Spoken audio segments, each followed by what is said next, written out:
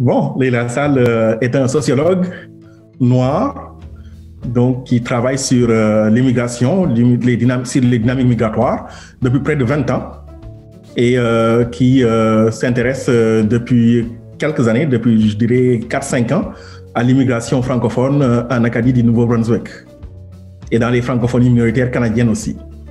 À l'Université de Moncton, donc professeur agrégé de sociologie à l'Université de Moncton au département de sociologie et de criminologie. Leila Sall, c'est un immigrant par essence, immigrant de l'interne et immigrant de l'externe. Pourquoi je dis immigrant de l'interne? Parce que je suis originaire du Sénégal, comme vous le savez, dans la banlieue de Dakar. Donc je suis né dans la banlieue de Dakar, une banlieue qui s'appelle Pikine, qui est devenue maintenant un département. C'est là où j'ai fait mon école primaire, c'est là où j'ai fait aussi mon école secondaire et le lycée. Parce que chez nous, l'école secondaire, c'est divisé en secondaire et lycée. Et ensuite, c'est le même système qu'au Maroc. Et ensuite, j'ai fait l'université à Saint-Louis. Saint-Louis, c'est le nord du Sénégal, c'est la région du nord du Sénégal, à l'université Gaston Berger. C'est là-bas où j'ai fait ma première année de sociologie jusqu'à la 4e année, donc jusqu'à la maîtrise. Donc, après l'obtention de ma maîtrise, je suis allé à l'université de Poitiers, en France. Donc là, j'ai poursuivi mon 3e cycle, donc le DEA, puis le doctorat.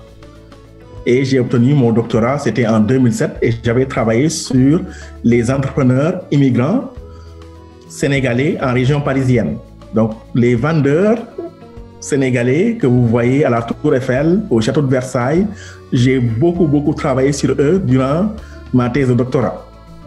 Et donc, c'est là que j'ai commencé, c'est durant mon doctorat que j'avais commencé à travailler sur les immigrants entrepreneurs notamment sénégalais. Donc, c'était en 2000, de 2000 jusqu'à 2007. Voilà pour mon parcours. Et donc, vous voyez que c'est un parcours d'immigrants. Donc, le Sénégal, et ensuite la France, et ensuite le Canada en 2009. Parce que je suis arrivé comme résident permanent au Canada en 2009, donc après mon doctorat. Et quand je suis arrivé au Canada, j'étais immigrant du Québec. Donc, je suis resté à Montréal pendant 2 mois. Ensuite, j'ai eu un poste au Cégep de Victoriaville comme professeur à temps partiel. Donc, Victoriaville, c'est le Québec Centre. Et ensuite, un autre poste de sociologue, toujours, au Cégep de Gaspésie, de la Gaspésie et des îles, donc au campus de Carleton-sur-Mer, près de Campbellton. Donc là-bas aussi, je suis resté pendant tout un semestre. Et c'est là qu'on m'a dit, mais vous savez que de l'autre côté, c'est l'Acadie, c'est l'Université de Moncton. Donc il y a une université qui existe en Acadie. Et donc je suis allé sur Internet, j'ai regardé. Et là, j'ai vu qu'effectivement, en Acadie, il y avait une université qui s'appelle l'Université de Moncton. Je ne connaissais pas l'existence de cette université. Et je suis allé sur les offres d'emploi. J'ai vu qu'ils cherchaient un sociologue. J'ai postulé. Et c'est là que je suis venu en entrevue. On était quelque part en mai 2009. Et donc, j'ai été recruté sur un poste d'une année, un contrat d'une année. Ensuite, j'ai fait une année, ça a très bien marché. Et ensuite, on m'a proposé 2 autres années de contrat. J'ai fait les 2 autres années de contrat, ça a très bien marché. Et après, on m'a dit que, écoute, le poste, c'est un poste, on peut ouvrir un poste régulier pour toi. Et là, le poste régulier a été ouvert, j'ai postulé et je l'ai eu. Et donc, ça m'a mené après vers ma permanence. Et après, je suis devenu en 2015 un professeur permanent, donc au rang d'agrégé. Donc, voilà mon parcours. Du Sénégal, de la banlieue dakaroise jusqu'à l'Université de Moncton, en Acadie. L'immigration francophone, moi, ce qui m'a amené à m'intéresser à l'immigration francophone, c'est par curiosité sociologique, disons, parce que jusqu'à date, quand même, quand on parlait d'immigration, d'après ce que nous, on connaît comme Marocains d'origine ou Sénégalais d'origine, quand on était en France, quand on parlait d'immigration, on pensait que seuls les États pouvaient parler d'immigration, seuls les gouvernements, ou même à la limite des villes, pouvaient parler d'immigration. Et là, j'arrive en Acadie, je trouve que on a l'existence d'une communauté francophone minoritaire qui n'a pas d'État, pas de gouvernement, qui est minoritaire, comme on l'a dit, mais qui essaie de se transformer en communauté d'accueil d'immigrants. Donc ça a été un choc pour moi, parce que je me disais, moi, ce que je connais de l'immigration, c'est que seuls des gouvernements, des États peuvent parler d'immigration et peuvent devenir des sociétés d'accueil. Et donc, tout de suite, je me suis intéressé à ça en disant, mais attends, tiens, il y a quelque chose d'original là, une communauté qui est minoritaire et qui essaie de se transformer en communauté d'accueil en disant que mais notre vitalité communautaire dépend finalement de l'immigration, parce que quand on regarde de plus près les naissances, ça ne va pas tant que ça, parce qu'on n'a pas un renouvellement démographique avec les naissances seulement. Notre population vieillit, parce que je rappelle que la communauté acadienne, c'est la communauté qui vieillit le plus en moyenne au Nouveau-Brunswick, parce que le Nouveau-Brunswick, c'est la province la plus vieille du Canada, mais en même temps, les francophones ont plus de taux de vieillissement, ce qui se chiffre à quelque chose comme entre 21 et 22%. Donc, c'est beaucoup. Et donc, vous voyez que le renouvellement démographique ne peut se faire qu'à travers l'immigration. D'autant plus que les jeunes francophones ont tendance aussi, parfois, à partir dans d'autres provinces, dans d'autres centres urbains du pays. Et donc, le seul recours ici devient l'immigration. Mais en même temps, l'immigration, ça représente une opportunité et un défi aussi pour l'Acadie.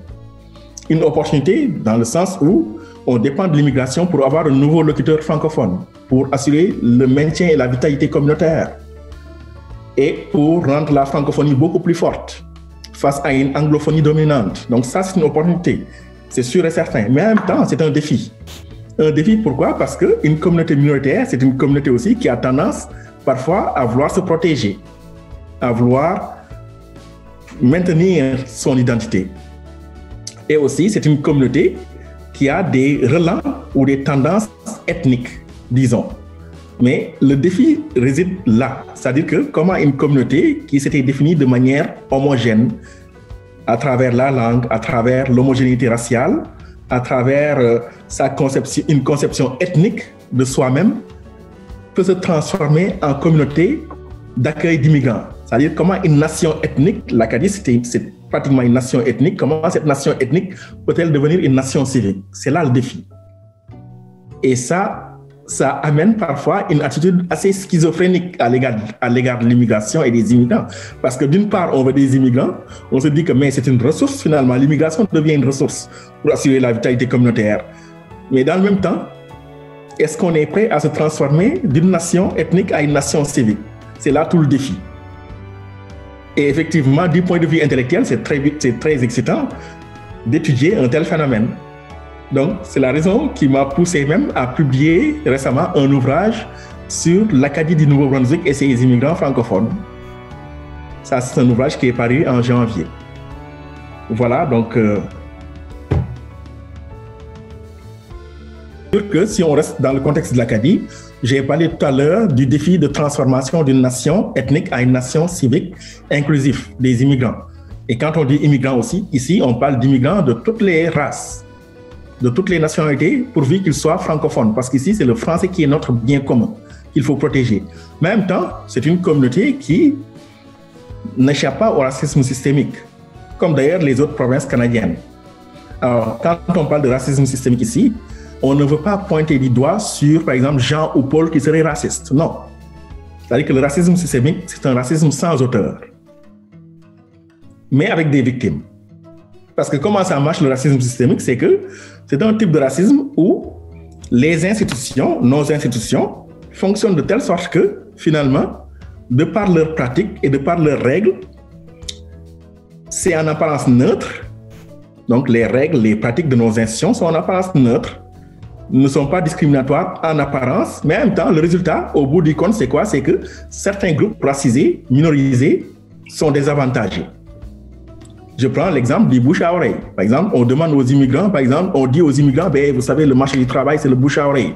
Mais le bouche à oreille, comme fonctionnement du marché du travail, ben, ça génère un racisme systémique parce que les immigrants arrivent, ils n'ont pas de réseau, ils n'ont pas de capitaux sociaux, comme on dit. Et donc, souvent, ils ne connaissent personne. Ils sont talentueux, ils ont des diplômes, ils ont des compétences. Ils sont même très qualifiés parce que notre processus d'immigration est très sélectif. Ça, il faut le reconnaître. Et donc, les gens arrivent, ils ont des compétences, mais le marché du travail fonctionne par le bouche à oreille, par les réseaux. Et eux, ils viennent d'arriver, ils n'ont pas encore des réseaux. Et donc, ça désavantage qui, souvent? Ça désavantage des gens qui sont immigrants et qui appartiennent à des minorités visibles. Donc ça, c'est un type de racisme systémique. Donc vous voyez qu'ici, on ne peut pas aller au tribunal en disant que « Ah, on m'a discriminé ». Non, parce que c'est sans auteur. qui va condamner quelqu'un? Quel juge oserait dire que je vais condamner telle ou telle personne parce que votre marché du travail fonctionne par le bouche à oreille? Donc ça, c'est un type de racisme systémique.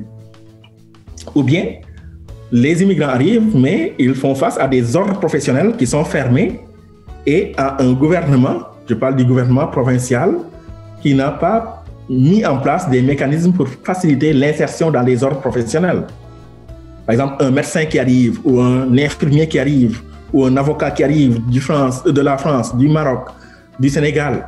Mais pourquoi ne pas mettre en place un système de prêt et bourse lui permettant, même si son ordre professionnel lui demande d'aller faire une formation, qu'on lui facilite l'accès à un crédit ou un prêt sans intérêt pour faire une formation. Donc vous voyez qu'en lui demandant de recommencer pratiquement ses études, mais cette personne-là ou ces minorités racisées ne vont pratiquement jamais intégrer le marché du travail dans leur domaine. Donc là, on fait face aussi à du racisme systémique. Donc c'est un racisme, en fait, qui est sans auteur, mais qui produit des victimes, que sont ici les minorités racisées qui sont immigrantes. On passe totalement à côté de la plaque, comme on dit, si on se met à chercher des auteurs.